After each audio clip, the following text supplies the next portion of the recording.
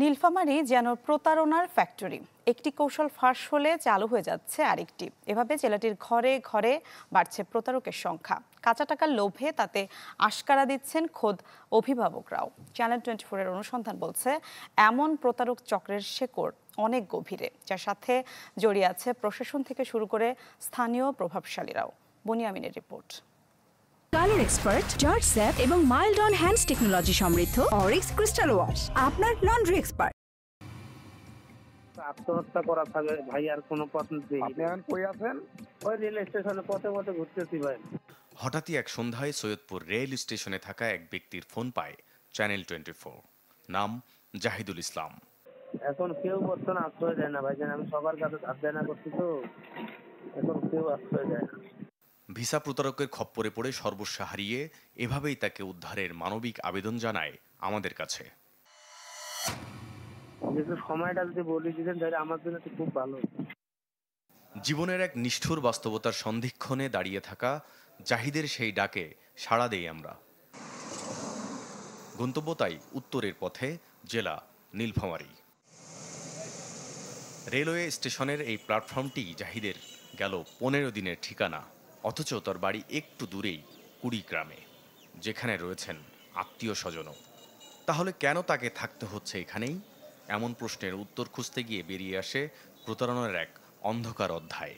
এইখানে থাকছেন কেন? আপনার ঘর বাড়িতে না যে ফ্যামিলি কোনো খোঁজ খবর রাখে না। কেন খোঁজ খবর রাখছে না? ওইটা বসে দিছি, এখন মনে কর ফ্ল্যাট দিছে, এয়ারপোর্টে যা বুঝতে পারছে যে জাল ভেসে, সেই জন্য ফ্যামিলির সাথে যোগাযোগ নেই। 16,90,000 টাকা। ওমানে থাকা অবস্থায় কানাডা যেতে জাহিদের সাথে কথা হতো ডিসপ্লে নামের একজনের। এর বাইরে আর কোনো তথ্যই নেই। ডিসপ্লের খোঁজে শুরু হয় চ্যানেল 24-এর অনুসন্ধান। একসময় জানা যায় সেই নাম্বারের মালিকের আসল নাম ফজলে রাব্বি। বাড়ি নীলফামারীর কিশোরগঞ্জ সদর উপজেলার কসাইপাড়া এলাকায়। ভাই, ডিসপ্লে ভাইয়ের বাড়ি কোনটা? কোন দিকে? এই রাস্তা দিয়ে? খোঁজ করতে করতে আমরা এক সময় পৌঁছাই ফজলে রাব্বি ওরফে ডিসপ্লের বাসায়। তার বিরুদ্ধে অভিযোগ শুনে আপাতত জামিনে মুক্ত সেই খুনের আসামি যেন আকাশ থেকে পড়েন। দোষ চাপান তার এক সময়ের জেল সঙ্গী পলকের ঘাড়ে। বড় ভাই, আসসালামু আলাইকুম। হ্যাঁ, ওনার ফোনে কথা আমার সাথে হয়নি। আমার যে ভাতিজি আছে না, নাম হইতেছে পলক। হ্যাঁ, ওনার সাথে ওনার কথা হয়েছে। পাশের পাড়াতেই পলকের বাসা। অনেক হাঁকডাকের প্রায় আধা ঘন্টা পর দেখা মেলে তার। 4 নম্বরে যে কথা বলছিল, আমার 32 সিম দিয়ে। আমি কেন কথা বলি নম্বরে?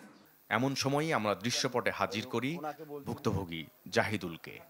এবার ওয়াশরুমে যাওয়ার কথা বলে পালাতে শুরু করলেন পলক। এ ভাই, একটু শোনেন ভাই, শোনেন, একটু কথাটা শেষ করে যান।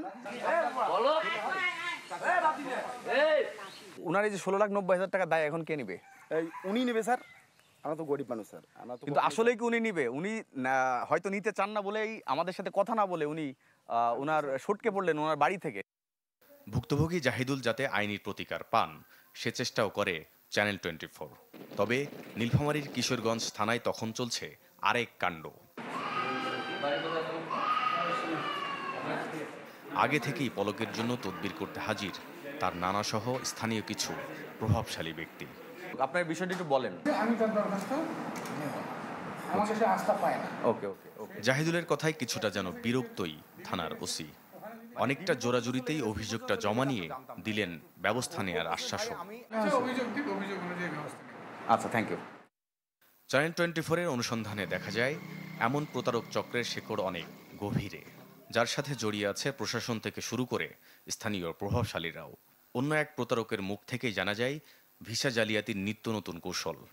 এই যে ব্যাংক হ্যাকার যে কাজটা করতেছে, এইটাতে মনে করো তোমাকে কয় কি ফ্রি ভিসা দিবে, দিয়ে কয় তোমার ব্যাংকে টাকা রাখতে হবে। যেমন মানুষ লাগে না ব্যাংকের জামানত, ওই জামানত লাগে, তোমার ফোনের অ্যাক্সেস চালু করে নিয়ে সব টাকা বার করে নেবে। এলাকায় প্রতারকদের পরিবারও জানে তাদের সন্তানদের আঙুল ফুলে কলাগাছ হয়ে যাওয়ার রহস্য। বুনিয়ামিন, চ্যানেল 24, ঢাকা।